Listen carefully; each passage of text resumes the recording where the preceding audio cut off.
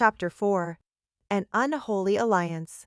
The training grounds of Lost Vale Academy sprawled across several acres of manicured landscape, divided into specialized sections for different types of combat practice. At this hour, well past midnight, the area should have been empty, secured by both magical wards and regular patrols. But Alexei had spent days studying the guard rotations, and she knew there was a 20-minute window when the eastern section would be unwatched. She moved through the shadows like a wraith, the stolen journal tucked securely against her ribs.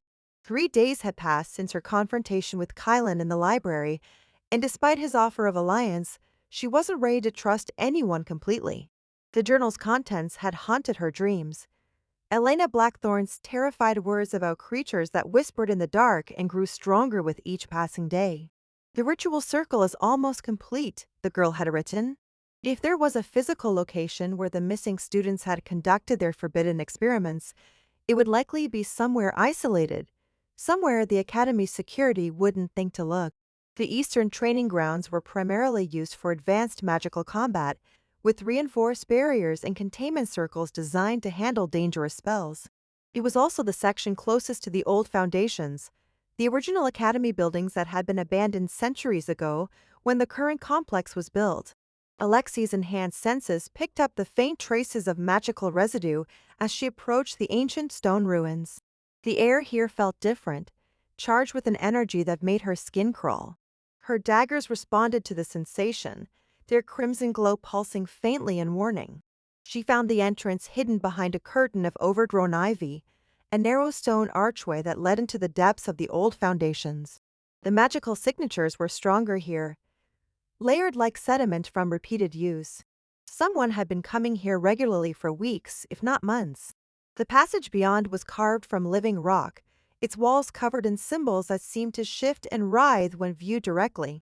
Alexei recognized some of them from the journal binding circles, containment munes, and other markings that spoke of forbidden genealogy.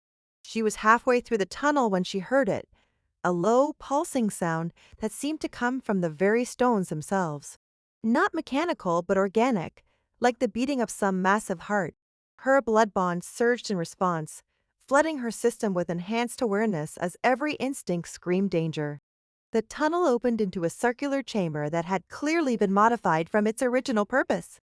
The walls were covered in elaborate ritual circles drawn in what looked like a mixture of chalk and dried blood.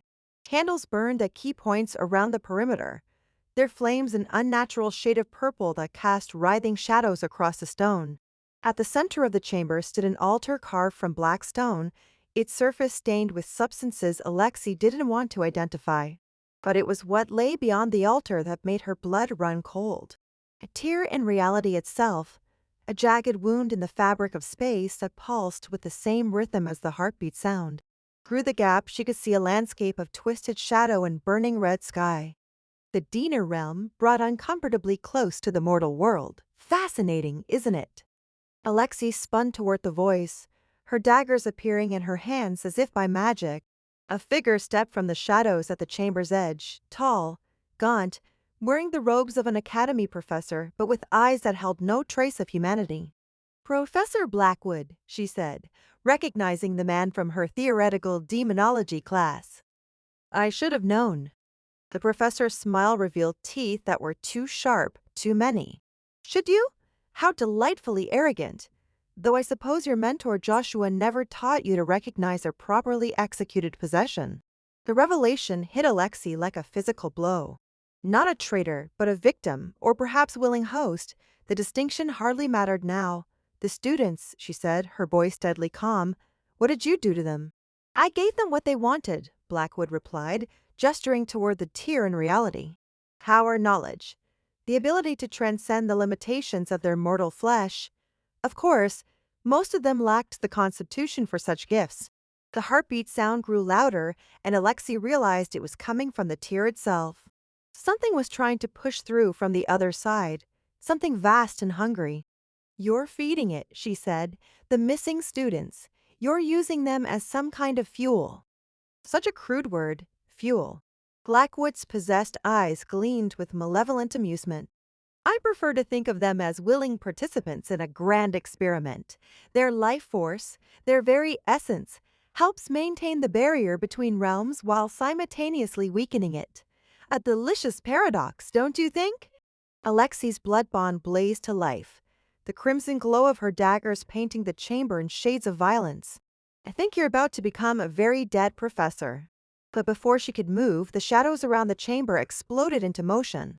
The creature that emerged was unlike any diener she'd ever encountered, vaguely humanoid but wrong in every possible way. Its flesh was a patchwork of different textures, some scales, some fur, some skin that looked disturbingly human. Multiple eyes dotted its torso, each one focusing on her with predatory intelligence. A composite, Blackwood said proudly. Created from the essence of our volunteers, each missing student contributed something unique to its formation. Strength from young Marcus, speed from Elena, cunning from. Alexei didn't let him finish. She launched herself at the creature with the fluid grace of a predator, her dagger seeking the vital points that would end the fight quickly. But the composite moved with inhuman speed, its multiple arms intercepting her attack with coordinated precision. One massive claw caught her across the ribs, sending her tumbling across the stone floor. She rolled to her feet just as the creature's tail, a writhing appendage covered in razor-sharp spines, whipped toward her head. The sound of steel meeting supernatural flesh rang through the chamber as a familiar rapier intersected the tail strike. Kalen Vorsong stepped into the circle of candlelight, his silver hair disheveled and his academy uniform torn, but his blue eyes blazing with determination. "You couldn't resist investigating alone, could you?" he said, his blade dancing in complex patterns that kept the composite's attention divided. "I told you I don't need help," Alexei snapped, but she was already moving to flank the creature. "Dearly," Keelan replied dryly, ducking under a swipe that would have taken his head off. "That's why you're bleeding all over the floor." The composite roared, a sound that seemed to come from multiple throats at once, and its form began to shift and change. Additional limbs sprouted from its torso, each one ending in a different type of weapon. Claws, tentacles, and appendages that pulsed with dark energy. "It's adapting," Kalen observed, his rapier leaving trails of silver light as he parried a series of lightning-fast strikes. "Learning from our attacks." Alexei wiped blood from her mouth and grinned fiercely. "Then we'll have to be faster learners." Their fighting styles couldn't have been more different. Kalen moved with the precise elegance of formal training, his rapier work a steady and controlled aggression and tactical thinking. Alexei fought like a wild animal, all instinct and brutal efficiency, her daggers finding gaps in the creature's defenses through pure savagery. But somehow, impossibly, they began to work together. When Kylan's formal techniques created an opening, Alexei was there to exploit it. When her aggressive assault left her overextended, his precise blade work covered her retreat. "The eyes," Kalen called out, his rapier weaving protective patterns around them both. "It's using them to coordinate its attacks." Alexei nodded, understanding immediately. She feinted left, drawing the creature's attention, then threw one of her daggers with deadly precision. The blade struck true, destroying one of the creature's torso-mounted eyes in a spray of viscous fluid. The composite's coordination faltered for just a moment, but that was enough. Kalen's rapier found the gap between two of its major limbs, sliding deep into what might have been its heart. At the same moment, Alexei's remaining dagger opened its throat, her blood bond's crimson energy burning through its unnatural flesh. The creature collapsed with a sound like tearing fabric, its borrowed flesh beginning to dissolve into gray ash.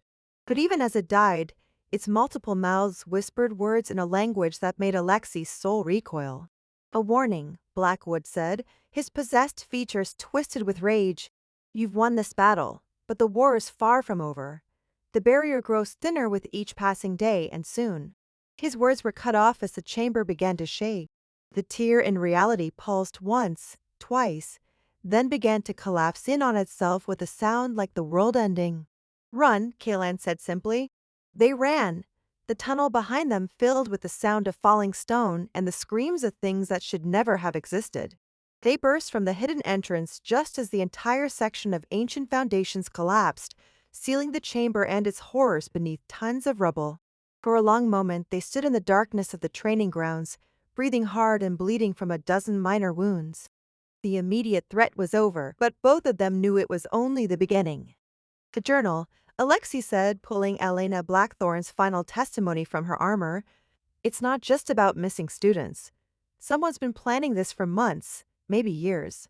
Kalen took the journal with hands that trembled slightly from exhaustion. As he read, his expression grew increasingly grim.